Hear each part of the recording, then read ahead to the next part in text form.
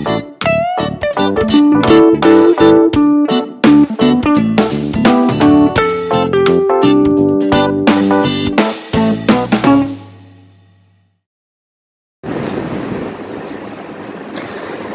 Hello नमस्ते सर्वांना, good morning. तर इथे माझ्या ब्लॉगची सुरुवात झालेली आहे आणि इथे मी उत्कर्षचा टिफिन रेडी केलेला आहे। उत्कर्षला शक्यतो पराठे जास्त आवडतात, म्हणून त्याच्या डब्याला पराठे, भात, मसाले भात वगैरे किंवा भाताचे प्रकार, पराठ्यांचे प्रकार हे जास्त आवडतात। त्याच्यामुळे तो शक्यतो भाजी भाकरी कमी असते। तर तुम्ही माझ्या ब्लॉगमध्ये सकाळी टिफिनला जास्तीत जास्त पराठेच पाहत असताल, त्यामुळे मी आधीच सांगितलं।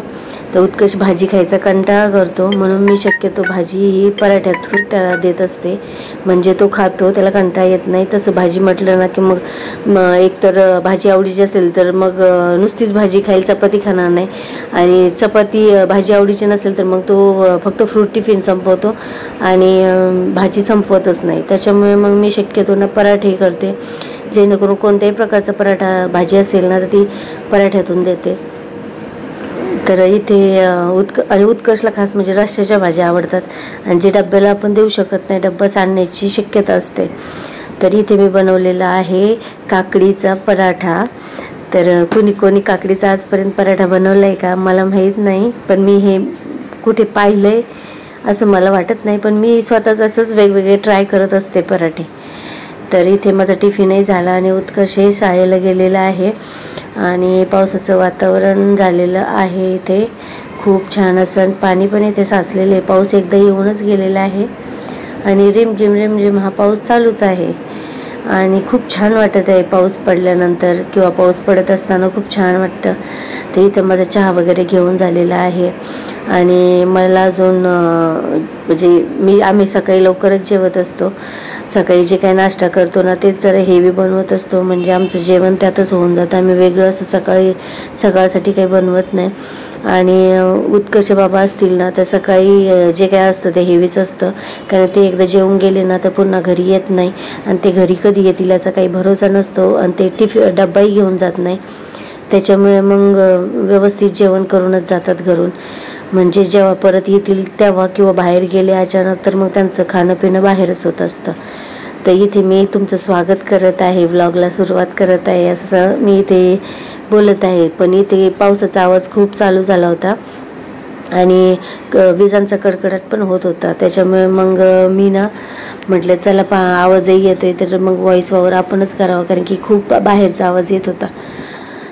तर इथे मी व्हॉइस ओव्हर करत होती आणि सांगत होती की मी सकाळी टिफिनला पराठे वगैरे केले होते, तर आम्ही ते खाल्ले, आणि इथे आता 1 वाजलेला आहे। तर मला जरा भूक लागल्यासारखी झाली होती, तर म्हटलं चला आता ज्वारीच्या भाकरी करून ठेवते, कारण उत्कर्ष आल्याच्या नंतर मग उत्कर्षला भाकरी होईलच। आणि मी शेंगदाणा चटणी मला खूप आवडते, तर मला शेंगदाणा चटणी खायची होती, तर मी शेंगदाणा चटणी कांदा गूळ असं कॉम्बिनेशन मला खूप आवडतं। तर मी तिथे सांगत होती की मी शेंगदाणा चटणी आहे तर भाकरी टाकून घेणार आहे, आणि मी मस्तपैकी शेंगदाणा चटणी खाणार आहे। तर मग इथे मला भाकरी करायच्याच होत्या, आणि मी तुमच्याशी गप्पाही मारत होती आणि हेच सांगत होती घसा दुखत आहे माझं जरा। तर मी आता गूळ आणि कांद्याचं कॉम्बिनेशन करून मी चटणीबरोबर खाणार आहे, कारण की गूळ कांदा खाल्ल्याने ना तर डायजेशन सिस्टीम पण आपली सुधारते, आणि घशासाठी सुद्धा तो फायदेशीर असतो। मी ना घसा दुखत असला ना तर काय करत असते, 1 कांदा कापते आणि त्याच्यामध्ये गूळ टाकते आणि थोडीशी काळी मिरीची पूड टाकते, आणि त्याला झाकून ठेवते। त्याच्यानंतर त्याला जो रस सुटतो ना, जे पाणी येतं ना गूळ कांदाचं कॉम्बिनेशनने जे पाणी सुटतं, तर ते पाणी घसा दुखत असेल ना तर आम्ही ते पितो, म्हणजे घशाला जरा आराम पडतो। तर असं कोण कोण करतं नक्कीच, कुणाला हे माहीत असेल ना तर कमेंट करून नक्की सांगा, आणि जर माहीत नसेल ना तर नक्की करून पहा। घशाला तर आराम पडतोच पडतो, पण त्याने आपलं ना डायजेशन सिस्टीमसुद्धा सुधारण्यासाठी खूप फायदेशीर होतो। ज्यांना अपचन होतं, ज्यांना व्यवस्थित पचत नाही, तर त्यांना व्यवस्थित म्हणजे त्यांचं डायजेशन सुधारण्यासाठी नक्कीच त्याची मदत होणार आहे। तर मी ते हे करतच असते, आणि उत्कर्षलाही कधी ॲलर्जी वाटली मला थोडीशी घशामध्ये थोडीशी, तर मी ह्या गोष्टी त्याला देतच असते। उत्कर्षलाही देते, मी घेते आणि याच्या बापांनाही देते. तर जेवणामध्ये ही गोष्ट माझी नेहमी बऱ्यापैकी असतेच.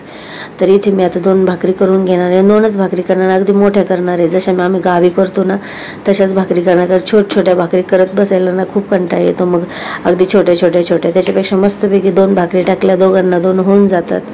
उत्कर्ष 3 चतकूर वगैरे खातो किंवा कधी चांगली भाजी वगैरे त्याला आवडली, रश्श्याची भाजी असेल ना तर भाकरी खातो आणि त्याच्याबरोबर थोडासा भात वगैरे खातो. पण सध्या आता ना कुपनाचे तांदूळ आहेत, ते मला आता डब्यातून काढून साफ करून ठेवायचे आहेत व्यवस्थित. पहिले जे तांदूळ होते ते सर्व संपलेले आहेत आता, आणि मी गावावरून आणलेले आहेत ना ते तांदूळ मला साफ करायचे आहेत. तर मी ते साफ करूनच घेणार आहे. म्हणून म्हटलं चला आज भाकरच करते. चपाती केली तर मग थोडासा भातही करते. असं काही नाही, भाकरी असलं तरी मी भात करते. पण शक्यतो आता नाही करत, कारण उत्कर्ष बाबा सकाळी जेवून गेलेले आहेत. तर मग भात केला तर मग परत राहिला तर संध्याकाळी संपणार नाही. कारण त्याचे बाबा सकाळी जेवून गेले ना तर संध्याकाळी शक्यतो येत नाहीत जेवायला, आणि आले तरी इतकं जास्त हेवी जेवत नाही, खूप लाईट खातात ते थोडंसं. त्याच्यामुळे आमचं जेवण म्हणताना तर असं खूप काही नसतं आणि खूप काही व्हरायटीज नसतात. आपलं घरामध्ये जे असतं आम्ही त्यातच ॲडजस्ट करत असतो आणि खूप काटकसरीने आयुष्य जगत असतो, हे मी तुम्हाला सांगत असते. आणि माझ्या ब्लॉगमधून तुम्हाला दिसतही असेल, आमच्याकडे खूप काही गोष्टी अशा तुम्हाला पाहायला भेटणार नाही. अगदी राहणं, खाणं, पिणं, सगळ्या गोष्टी, सगळ्यामध्ये तुम्हाला नॉर्मल आपलं जे साधं सिंपल लाईफ आहे काटकसरीने जगतानाचं हेच दिसणार आहे तुम्हाला. भले काही गोष्टी दिसत असतील खूप चांगल्या वगैरे, तसं तर नाहीच आहे, पण अशा आमच्या आयुष्यात खूप लोक आहेत की आम्ही हे आयुष्य जगतोय ना याला सुद्धा म्हणजे खूप नाव ठेवतात म्हणता येईल, किंवा असं बोलतात की किती आयुष्यामध्ये जगतात किंवा किती सुखी आहात तुम्ही, तुम्हाला काय असली कमी आहे आणि तुमच्याकडे हे आहे, तुमच्याकडे ते आहे. आता ज्याच्या त्याच्याकडे काय काय असतं काय नसतं हे ज्याच्या त्यालाच माहीत असतं. आणि जे जे कमवलेलं असतं किंवा जे काय आपण जगत असतो किंवा ज्या गोष्टी करत असतो त्या काय म्हणजे परिस्थितीतून घडलेल्या असतात त्या लोकांना माहीत नसतात. त्याच्यामुळे ते लोक सहजासहजी बोलून जात असतात की तुम्ही असे, तुम्ही तसे. पण खरं तर ना समोरच्याला बोलण्याच्या अगोदर आपण एकदा त्यांच्या आयुष्यात खरंच आपण जे बोलतो त्या गोष्टी आहेत नाहीत याची खरंच गोष्टींची शहानिशा करावी आणि नंतरच बोलावं असं मला वाटतं. कारण की आपण जेव्हा ज्या गोष्टी पाहत नाही ना तर पाहत नाही ना आपल्याला त्या गोष्टीचं माहिती नाही ना तर बिना माहितीची आपण कुणाला एखादी गोष्ट बोलून त्याचं मन दुखवू नये. तर हा विषय झाला पर्सनल आयुष्याचा, तो असू द्यात. तर इथे माझ्या भाकरी बनवून माझी पहिलीच भाकर थापते आणि मी सांगत होती की ते ना छोट्या परातीमध्ये ताटामध्ये मी जेव्हा भाकर करायला घेते ना तर जेव्हा मी भाकर थापते ना तेव्हा ती पूर्ण ताट असं गोल गोल फिरत असतं. कारण की जेव्हा आपण त्याला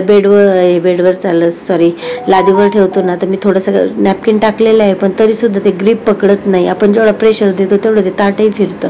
म्हणून मी एका हाताने पकडते आणि थापते. पण असं होतं की भाकर ना एका साईडने हाताने ठेवून थापली ना की ती अशी म्हणजे जास्त प्रेशर पडल्यामुळे साईडने तुटते. तर तरीसुद्धा मी बऱ्यापैकी आपलं जसं होईल ॲडजस्ट तसं करते. पण बसून भाकरी खूप छान येतात, बसून व्यवस्थित थापता येतात आणि मस्त पातळ पण होतात. अशा भाकरी थोड्याशा जाडसर पण राहतात कधी कधी. आणि एकाच काय होतं आपल्याला घाई असेल ना तर मग आपण कंटाळा करून पटकन आहे त्यात ॲडजस्ट करून घेतो. आणि खरं तर ॲडजस्ट हे तर प्रत्येक वेळेस केलंच पाहिजे, कारण की आयुष्याचा भागच आहे ॲडजस्टमेंट. आयुष्य जसं भेटेल तसं जो दिवस येईल तो सुखाने घालवायचा म्हटलं ना तर ॲडजस्टमेंट खूप करावीच लागते. तर मी काय करत असते, पहिली भाकर झाली ना की दुसरी भाकर पण लगेच थापून घेत असते.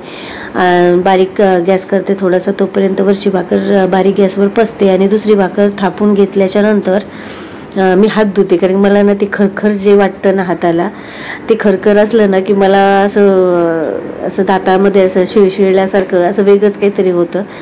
जेव्हा गवार निवडल्यानंतर कुणाला असं होतं दात शिवशिवतात वगैरे, तसं ते हाताला खरखर लागलं ना की मला थोडंसं इरिटेड झाल्यासारखं होतं. म्हणून मी पहिली भाकर थापून घेते आणि पहिलीला पाणी लावून लगेच हात धुवून घेते, कारण की माझी दुसरी थापून झालेली असते.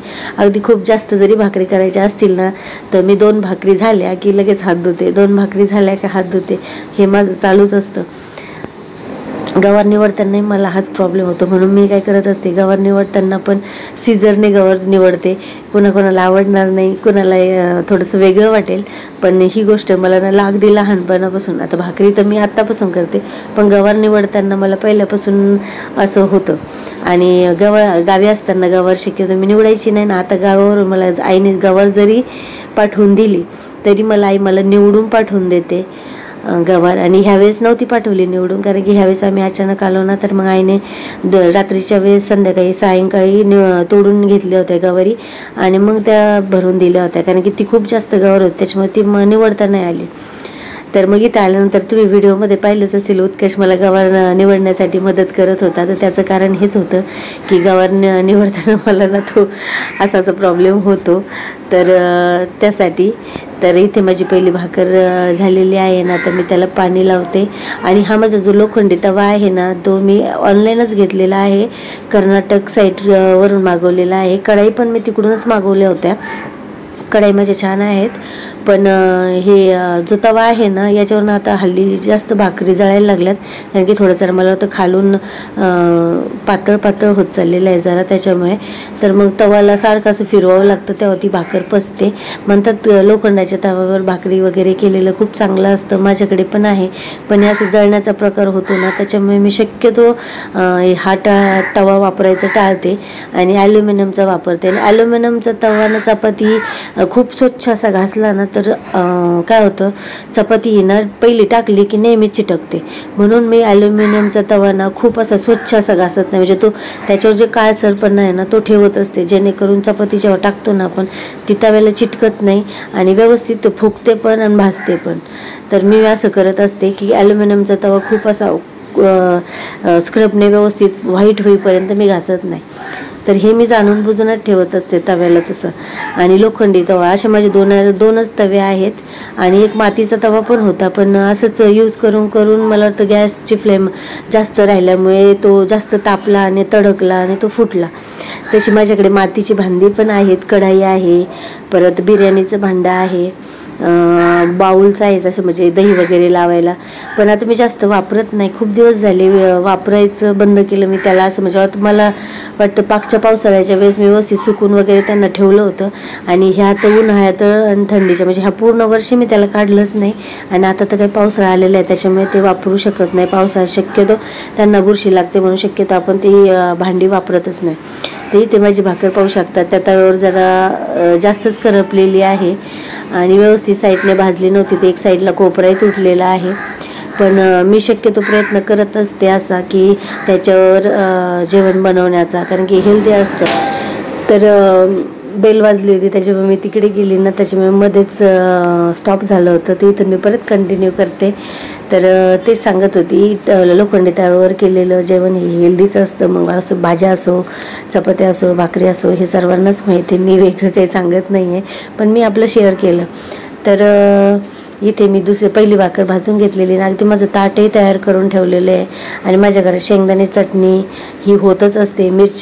शेंगदाण्याच्या चटण्या अगदी कोणत्याही असो, जवस असो, कारळे असो, खोबऱ्याची असो, शेंगदाण्याची असो, किंवा आपली गावी आपण जी बनवतो ना, लसूण मिरची आणि मीठ टाकून जी ठेचा असतो आपला लाल ठेचा, ती चटणी आम्हाला खूप आवडतात. आणि आम्ही शक्यतो त्या गोष्टी ठेवत असतो, कारण की कधी भाज्या असतात, कधी नसतात, कधी भाजी पुरते, कधी नाही पुरत. तर मग आपल्या ह्या चटण्या असतील ना, तर नुसती भाकर वगैरे टाकली किंवा चपाती टाकली किंवा डाळ भात केला, तर ह्या गोष्टीबरोबर दुसऱ्या भाज्या नसल्या तरीसुद्धा त्या गोष्टी चालून जातात आणि आपलं त्यावेळेस जेवण होऊन जातं. कारण की उत्कर्षचे बाबा असतील ना, तर त्यावेळेस मी सगळं जेवण करत असते. म्हणजे कसं, ते असतील ना तर त्यांना व्यवस्थित खायला पण भेटतं. उत्कर्षचं मी जेवण व्यवस्थित करून देते, पण मात्र माझी जेव्हा बारी येते ना, तर त्यावेळेस मी जे असेल ना ते ॲडजस्ट करते. त्याच्यामुळे ना प्लीज माझ्या व्हिडिओजमध्ये ह्या गोष्टी कधी नाही, शक्यतो तुम्हाला जास्त दिसतील. त्याच्यामुळे प्लीज असं नका समजू की मी जेवण बनवत नाही, हे नाही ते नाही. मी खूप म्हणजे जसं आपल्या याच्यात ॲडजस्ट होतं आहे किंवा आपल्याला आपलं बजेट आहे त्या पद्धतीनेच मी आयुष्य जगण्याचा प्रयत्न करते. मी खूप काय म्हणतात ना, नासधूस करत नाही असं बोलतात. म्हणजे नासधूस करणं म्हणजे वेस्ट करणं जेवण किंवा भाज्या वेस्ट करणं, समज रात्रीचे उरले फेकून देणं, हे जे प्रकार असतात ना, मी ह्या गोष्टी करत नाही. मी खूप व्यवस्थित म्हणजे लिमिटेडच जेवण बनवत असते. इथे मी व्हॉइस ओव्हर करत असताना माझ्या मोबाईलची बॅटरी डाऊन झाली होती आणि स्विच ऑफ झाला. त्याच्यामुळे व्हॉइस ओव्हर मी परत इथून कंटिन्यू करते. तर इथे मी भाकरी बनवत होती आणि तो मला अगदी जेवणाबद्दल सांगत होती की मी नासधूस वगैरे करत नाही. तर खरंच मी जेवण म्हणजे जो कोणी जेवणार असतो ना, त्याच्या आधी 2 तास वगैरे जेवण बनवत असते, जेणेकरून आपल्या जेवणातले सगळे तत्व जे काही जीवनसत्व असतात ते आपल्याला भेटावं. कारण की जेवण बनवल्याच्या नंतर 2 तासाच्या आत जर आपण जेवलो ना, तर त्यातले सगळे जीवनसत्व आपल्याला भेटतात. पण 2 तासाच्या नंतर त्याच्यातले जीवनसत्व कमी व्हायला लागतात आणि मग आपल्या शरीराला ते लाभत नाही असं म्हणतात. म्हणून मी शक्यतो असं कुठंतरी वाचलं होतं, म्हणून शक्यतो मी जेवणाच्या आधी 2 तास जेवण बनवायला लागत असते. ज्यावेळेस आपल्याला भूक लागते ते किंवा आपल्या जेवणाचा टाईम झालेला असतो, नाश्त्याचा असतो, अगदी कोणताही संध्याकाळचं जेवण असो सकाळचं जेवण असो, हे मी ना जेवायच्या आधी 2 तास करत असते. आणि ज्याला जशी भूक लागेल ना तसं मी करून देत असते. असं नाही की चला दुपारी ह्याला हे पाहिजे किंवा काही वेळाने हे पाहिजे, ते बनवून ठेवा एक्स्ट्रा आणि मग ते नंतर लागेल तेव्हा जेवा. मी असं शक्यतो करत नाही. आपल्याकडे जे काही असतं ना त्या गोष्टी व्यवस्थित वापरल्या जावा, त्याचा व्यवस्थित वापर व्हावा आणि आपल्याला त्याचा व्यवस्थित बेनिफिट भेटावं, म्हणून मी ह्या गोष्टी ॲडजस्ट करून करत असते. तर इथे मी तुमच्याशी काही गोष्टी शेअरच करत होते, पण पावसामुळे ना व्हॉइस ओव्हर मी जे केलेला आहे, कारण की पावसाचा आवाज येत होता आणि मला उत्कर्षलाही घ्यायला जायचं होतं.